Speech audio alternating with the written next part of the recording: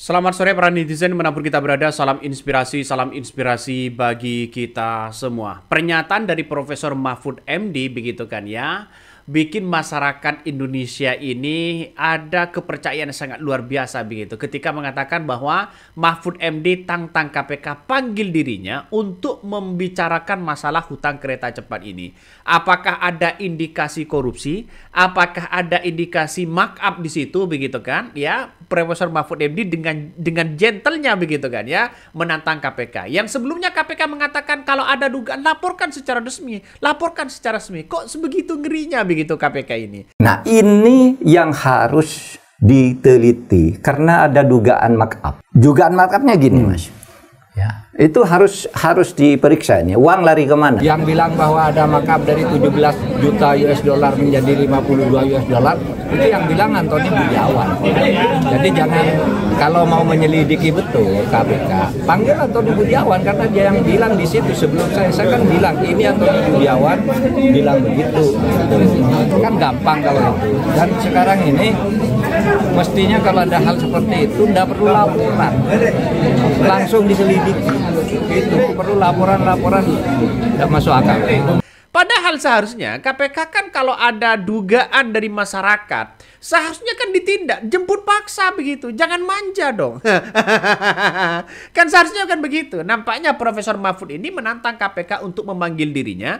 Apakah ini nanti membicarakan soal kereta cepat ada markup yang sangat luar biasa begitu kan? Ya, ini ngeri-ngeri sedap. Saya setuju sekali dan mengapresiasi langkah dari Profesor Mahfud MD kalau ini membongkar begitu kan ya. Jadi yang harus bertanggung jawab siapa begitu? Yang bertanggung jawab di situ adalah Luhut dengan Jokowi. Karena apa? Karena sejak awal yang tahu Luhut begitu kan ya, walaupun sekarang Luhut mengatakan sejak awal kereta cepat itu sudah pembiayaannya sudah busuk begitu kan ya. Tapi kan seharusnya Jokowi muncul dong begitu, memberikan klarifikasi yang sebenarnya. Karena kemarin ya saat ditanya wartawan dia melengos senyum sana sini begitu. Ada apa? Padahal katanya begitu kan ya, ada yang kemudian pengamat mengatakan proyek HUS jadi monster fiskal 99,9%. Ini syarat korupsi. Apakah nanti begitu kan ya, Jokowi akan terseret di situ begitu untuk menunjukkan bagaimana sebenarnya kereta cepat. Kok berubah-ubah? Ya, kok bisa mengambil Cina? Ini kan seharusnya diungkapkan dari seorang mantan presiden begitu. Ini ngeri-ngeri sedap, bos. Belum lagi begitu kan pernyataan yang kemudian muncul narasi-narasi di berbagai media sosial begitu kan ya, bahwa perpres berubah-ubah, anggaran berubah-ubah. Ditanya wartawan jawabannya cuma nyengir aja. Siapa mereka? Yaitu Jokowi begitu kan ya. Ini HUS hutangnya, bayangkan bapaknya aja waktu berkuasa peraturan tinggal diubah sesuka hati jika tidak menguntungkan baginya. Apalagi Gibran nanti yang berkuasa, bapaknya yang setir, anaknya dari belakang layar. Ini salah satu komentar dari netizen begitu kan ya. Jadi saya kira ini langkah yang bagus begitu untuk melakukan begitu, takut ada indikasi bahwa kereta cepat ini ada markupnya, ada indikasi korupsinya begitu. Saya setuju sekali dengan pendapat Profesor Mahfud MD ya, dengan pendapat yang lain begitu kan ya, yang mengatakan takut nanti ada dugaan-dugaan yang besar. Saya setuju dengan itu begitu. Masalahnya apa sih? US itu kan 3 restructuring aja. Siapa yang minta APBN? Tak ada yang pernah minta APBN. Restructuring, saya udah bicara dengan Cina karena saya yang dari awal mengerjakan itu, dia kok nggak ada masalah. Tugasnya kita bukan ke siapa? Saya belum tahu. Kita bukan. Kalau kita jangan sampai kalah. Saya nggak pernah kalah kalau di pengadilan. Pak, Kementerian Keuangan nggak ada diajak ngomong sama Den Pak soal menjadikan Bali sebagai pusat keuangan Pak. Katanya konsepnya seperti family office. Ada nggak sih Pak ajakan omongan dari Den Pak? Oh, saya udah denger lama isu itu, tapi biar aja. Kalau Dan bisa bangun sendiri, ya bangun dia sendiri. Saya anggarannya nggak akan alihkan ke sana. Saya harus menggandeng begitu kan. Harus menggandeng ya PPATK ya, terus kemudian BPK dan sebagainya. Makanya ya ogah laporkan dugaan markup US ini Mahfud MD ya, kini tantang KPK panggil dirinya kalau emang minat ya.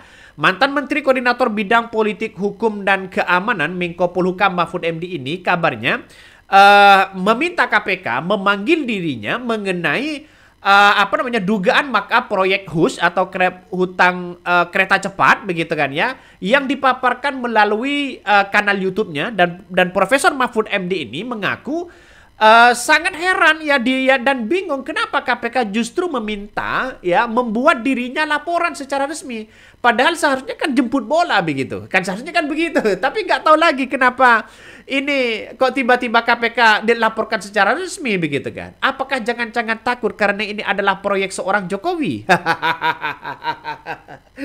Ayolah KPK, jangan lawak begitu kan ya, era sekarang sudah cerdas semua begitu. Nah, kritikan tajam ini disampaikan oleh Profesor Mahfud MD sesuai ya, ia mengungkapkan adanya potensi penggelembungan ya anggaran atau markup fantastis ya dalam proyek strategis ya yang dilakukan strategis nasional yang dilakukan di era Jokowi. Bahkan ya menurutnya aparat penegak hukum harusnya langsung bergerak tanpa menunggu adanya laporan formal. Saya setuju dengan pendapat itu begitu, tapi kenapa terkesan KPK hari ini menunjukkan ya terkesan manja begitu. Seharusnya kan langsung saset-saset, minta PPATK laporannya, minta BPK begitu kan ya.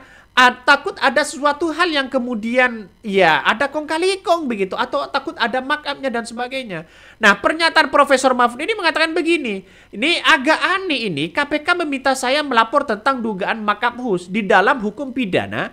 Jika ada informasi tentang dugaan peristiwa pidana, mestinya aparat penegak hukum atau APH langsung menyelidiki, bukan minta laporan.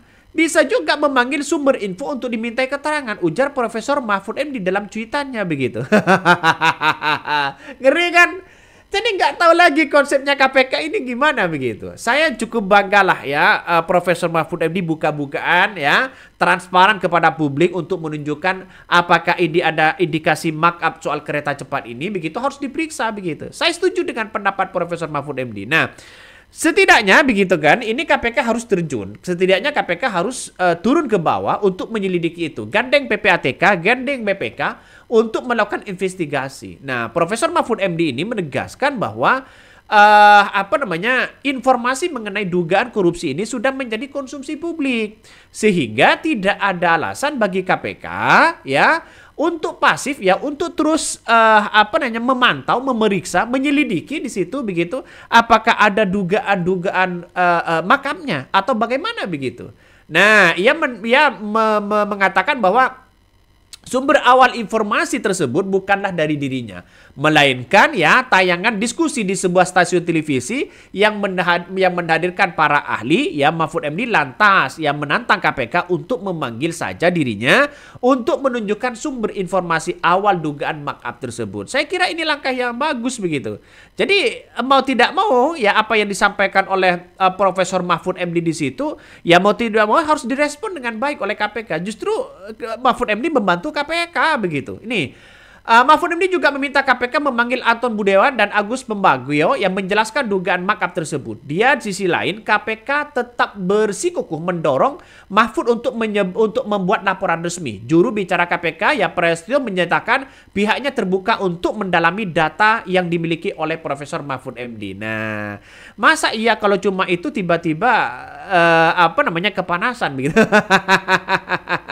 Ya, nampaknya KPK harus menelusuri lah ya. Kalau ada dugaan-dugaan seperti itu begitu, jangan dibebankan ya, ujung-ujungnya dibebankan sana sini begitu kan ya. Artinya secara tidak langsung ini kan sudah jelas begitu kan, ada dugaan-dugaan itu. Apalagi ya perpresnya katanya begitu berubah-ubah dan sebagainya. Ada yang mengatakan presiden lulusan MSA bekas tukang kayu. Ini salah satu komentar dari netizen begitu. Seret nama Jokowi ya, jangan harap ya Jokowi ya bisa dihukum atas dasar semua kebijakan yang ngawur. Dengan seenaknya udelnya dia buat saat masih menjabat. Ini salah satu komentar dari Cynthia ya. Tapi bagi kami ya apa yang disampaikan presiden itu kapresnya kan sudah jelas begitu kan ya soal kereta cepat itu begitu. Tapi dengan adanya hutang ini seharusnya Jokowi ini muncul begitu kan ya.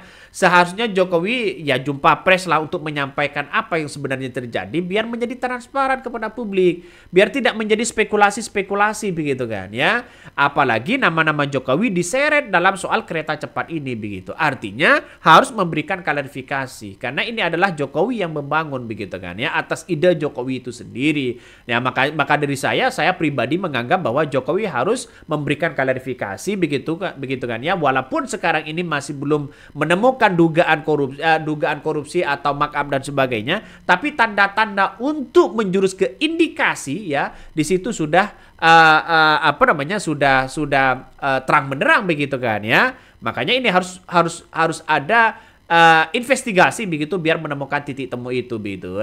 Gini-gini sedap bos.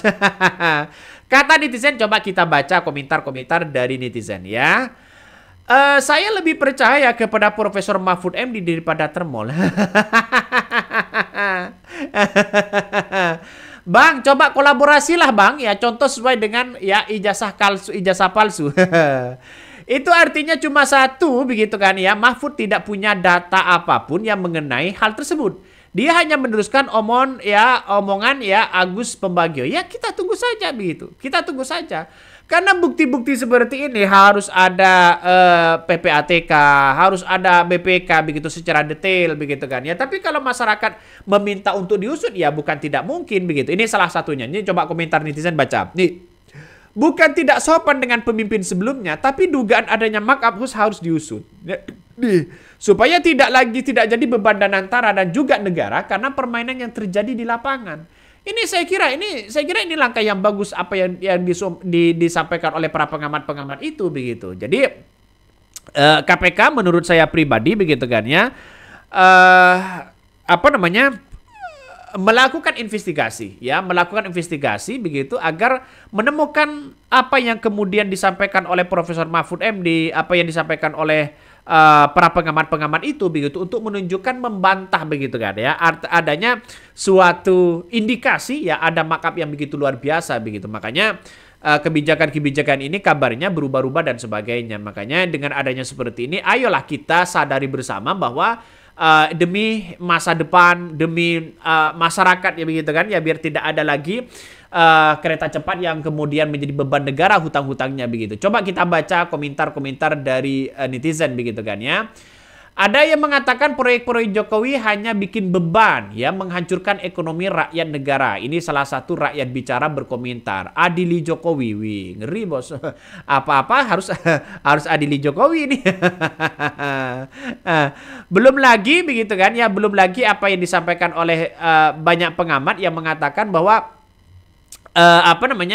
proyek HUS ini jadi monster fiskal 99% ya syarat korupsi kabarnya begitu. Nah, skandal proyek kereta cepat Jakarta-Bandung ini atau HUS ini kembali menjadi sorotan setelah Ekonomi Political and Policy Studies ya PEPS ya Antoni Budiawan yang mengungkapkan sejumlah kejanggalan yang selama ini dianggap wajar ya. Jadi kejanggalan-kejanggalan itu harus diperiksa begitu kan ya. Ia menilai bahwa proyek ambisius warisan Presiden Jokowi ini kini menjelma menjadi beban fiskal raksasa dengan bunga mencapai 2 triliun ya per tahun tanpa arah penyelesaian yang jelas. Nggak tahu begitu nampaknya seorang Jokowi ini begitu biasa-biasa aja atau bagaimana. Tapi yang jelas kami menganggap persoalan-persoalan ini begitu seperti apa yang disampaikan AHY.